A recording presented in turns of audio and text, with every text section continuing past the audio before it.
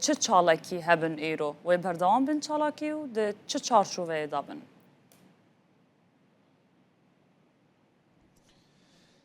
وارچین لزانگه 100. لوانه دو سالانان ها اکادمیسین لیکولر و نویسکار و شنگر ملای باتی نقاشتکن به هر هلی ویوا سمپوزیوم کی گلکی گرینگ ج 20 زنگین 6 ولاتان 45 اکادمیسین لیکولر بحث ملای باتی دکن عالم متصوف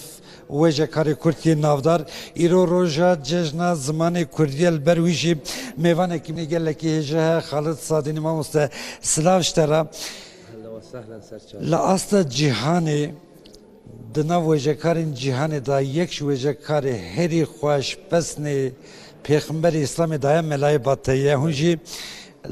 گلویه که نه دستم ده البته که پر خوشه یک مالک کی به دستورات مصطفی گوری دویجه جبر کوی روزا جشن زمان جیب دستورت چی گویی ما مست دویجه ای باتی تو سیدا و ملای تو حبیبی تو طبیب دلای تو عاشق پیغمبر و خدایی تو جشوات روحان را صدای راسته به مولود عشقت احمدی دلوتکه هرین بلندین ده مدید بدیوانات ادبی و خوش سر ایش دبن دلین می علیل و نخوش کردی چه زمانه که خوشه ما مسته سر ایش ببین گله که خوش باشه پیشی از روز زمان کردی بدل و جان لبتین کردی حزان لبتین کردان لهمی کردواران پیروز دکم روزا زمان کردی جبو ما روزا که گله گرینگه و تصادفاً وقتی کردی می عراقی دبیر صدفاً و جاری سمپوزیوم موکتیه 14 و 15 گلانه و هم روح جلادت علی بدرخان و جگرخوین و تیریج و ملای جزیری و احمد خانی و فقیه طیران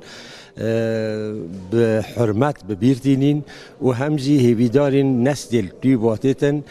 قدر قلم آوان بزانن احمد خانی گفت به قدر قلم ملای تزانین ام هیویدان قدر قلم آوان تزانین و شعر ما بین خواندن باشه ملای باتی بس لکی خوش یا پیغمبر عالمی ده او مولوده و 200 سالان سر زار حمو کردانه تجی پس نه ملا بدی ملا نبه کرد که نه ده کردان دا ملا جیویل که در یه ملای باتی باستین کرم که سیدا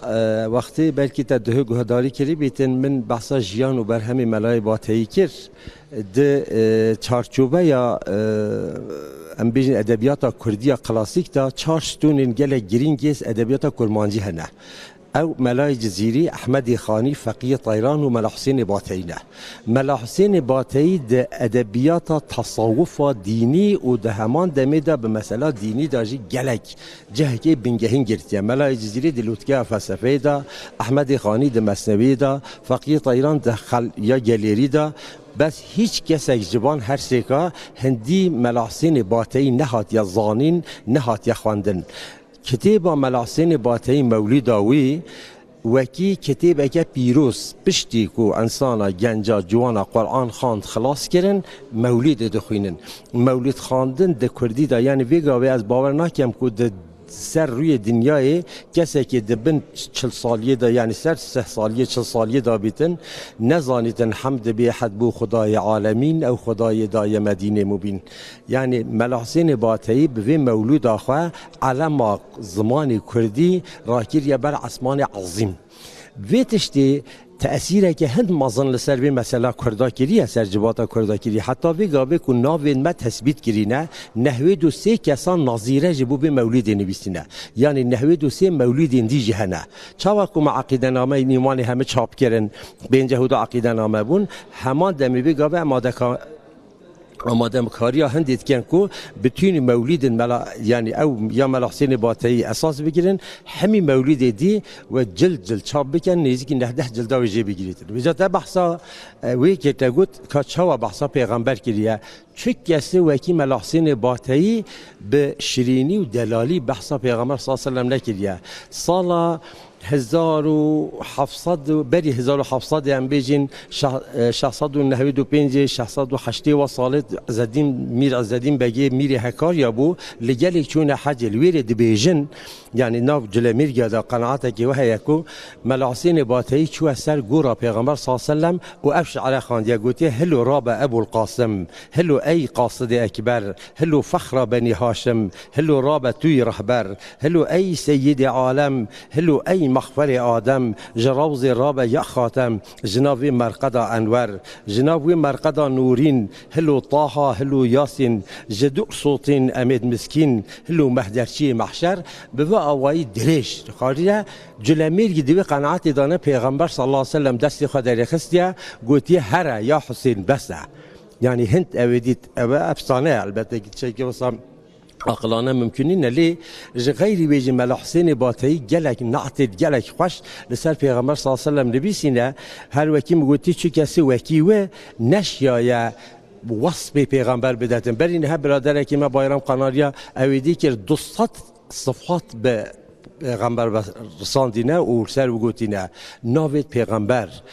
طه و یاسین و ام بیجن نابت بو خود تعالی هاتین گوتر که مثلا شعر که خودت بیجیتن ای نعت تو از عرشی حتی فرشی شهیرا ای پرتو نورات جهان گشت منیرا ای سید عالم بک پروای اسیرا ای تاج سر شاه و سلاطین و امیرا قد کان لک الفضل لک الجعد کثیرا ارسلت الى الخلق بشیرا و نذیرا و صدامت که مل حسین باتی تشتکی به هم پاید ادبیات کردی ده مولودا ملای باتی رنگ جواکا کردی جواگو هراندی اموجی دبینن دی گوتن کو هم مزنج بروی چیتر زانن دوید دمک کو بچونا خوازگینی کچکی دهات پرسین پسنی کچکی دهات داین دی گوتن قرآن ختم کردیه و مولود جی دزانه یعنی پشتی قرآن پیروز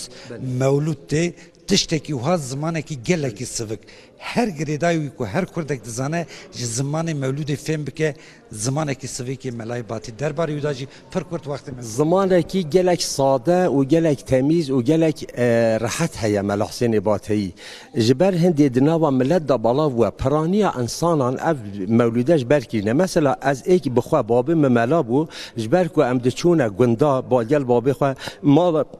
لگند خلکی ام گازیت کردن تو زانی لسنتات تخاندن لدعوتات تخاندن لنظرات تخاندن لقربانات تخاندن لهر آوای که داده تخاندن